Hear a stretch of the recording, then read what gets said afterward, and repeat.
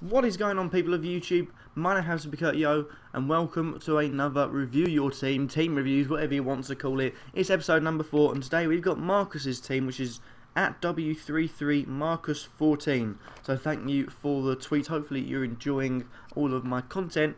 And finally, without further ado, here's your team. Sorry if it takes a while. Again, being in America, I'm not going to be focusing on, spamming things out as and when it needs to be. Otherwise, I would have done all 4 of these by about a few days ago. I would be generally just focusing on having a good time with a very special person sat over there, which is my girlfriend Michelle. Hi. Scoring brownie points like I did in the last video. And basically, today I'm reviewing your team. So, start with the goalkeepers. We've got Butland and Gomez in goal for you. And I'm looking at that thinking, that's pretty good. He's got the two top point scoring goalkeepers in the game. Butland at 96, I believe, and then Gomez down at 88. Third best is Czech on 80. Now, I keep on saying to people, get him in. Is it worth bringing him in this team? Because both keepers are pretty good. The only problem you have is when they play each other, obviously. But I feel like that's a good setup. I would say bring Czech in. I don't think Czech's needed in that, because that's pretty good setup. Gomez and Butland will do the work for you. You can gauge, Stoke one week might have Man City. You think, oh, they might get a clean sheet on that one like they did. And, Watford might have a harder team. Let's say Spurs away from home, thinking, that could be tough. That could be really tough. So, you know what I mean. Basically, one team could get a clean sheet and another team could. And if you gauge it right, you've got very high scoring goalkeeping options. Moving on to the defence. Sorry, he's got Johnson, Vertonghen, Neom, Otamendi, and Alderweireld. Now, the one problem I have with this is a player by the name of Vertonghen. As much as I really try and stay away from it. I did the other week or the other day say Walker and Dier in.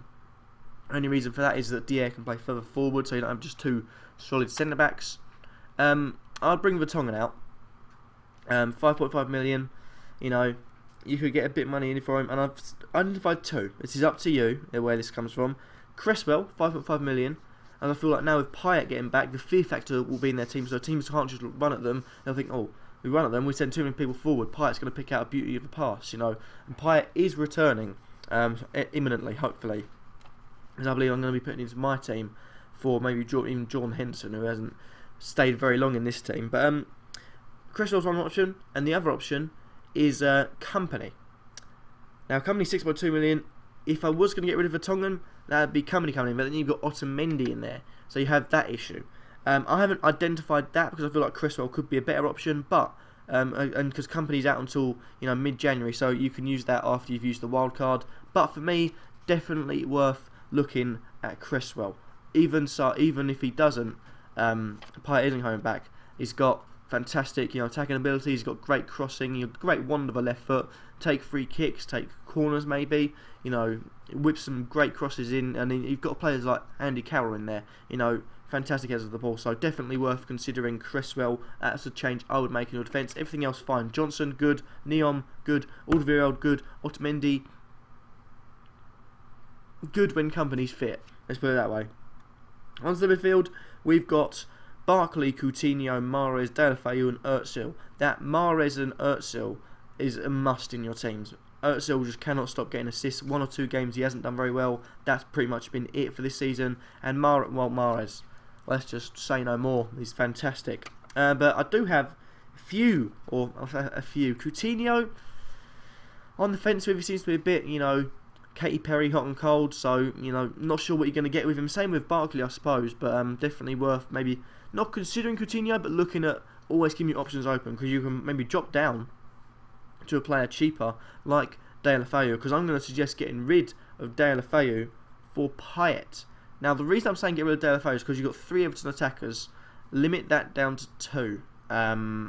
Because Barkley and Lukaku are going to do the work. Deulofeu will pop in every now and again. I think Barkley is better point scorer than Deulofeu, and Coutinho has got the with Sturridge never being fit, he's got the option of playing for being one of the best attacking players they've got, and when Sturridge is fit, be able to find him a lot, attack well, score a lot of points. So Coutinho would be staying in there, but it'd be worth considering getting Payet in for Deulofeu, and then maybe Deulofeu in for Coutinho if you don't think Coutinho is the best fit for your team. But I'll be looking at them too. The other 3 are pretty good. If you get rid of Mahrez or Özil, then you're mental. And lastly, we've got the strikers. Now, I love seeing, I hashtagged it a long time ago when I got these three in. It's the hashtag Kurtyoy triple threat, which is Ikalo, Lukaku and Vardy. I don't know what video I hashtagged it in, but I definitely said it in a video. I'm not going to go back and look through all of them. But that triple threat is fine. I did mention in the last video about Thomas McCarthy's team, maybe Vardy out. I would say if you're going to make one change in the attack, and this is a ballsy move, so credit if you do it and it pays off. Vardy out, Harry Kane in. Now, the reason I'm saying this is because come Euro 2016, Kane will be starting up top. I don't think Rooney will be starting up top on his own, because Kane's continuing his great form. Rooney is in shocking form, so if anything he'll play further back, maybe even won't play. But definitely Kane will be starting up top if he carries on this form and is fit. Vardy, unfortunately, won't have a look in if Kane continues his decent form. Vardy has dropped off, and I don't think he will do as well as he did in the first half of the season. We're down 19 games in to the other half of the season, so there's always that.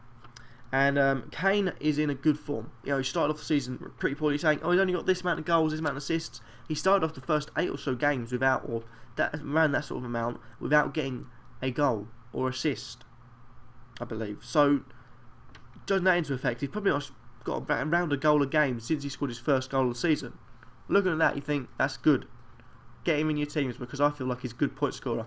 Other options would be Giroud, but if they've got a full fit team, you know, things likely to turn on Giroud. They always do. Fans will get, you know, on his back, and unnecessarily and unfairly, I believe, but fans will get on his back, and it will end up with him leaving the team for a bit once everyone is fit, if everyone gets fit. So there's always that. But Harry Kane, definitely, if you're going to get rid of Vardy, you know, and you've got the money to, I believe, it should be a decent bet. But thank you guys for watching. Nonetheless, if you like this video, then leave a like.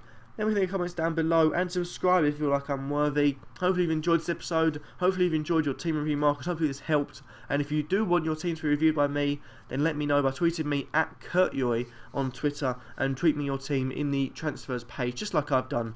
I've made the picture here to make it easier for me, so I know how much money you got left as well, so I can deal with all that sort of business. But thank you guys for watching nonetheless, and peace.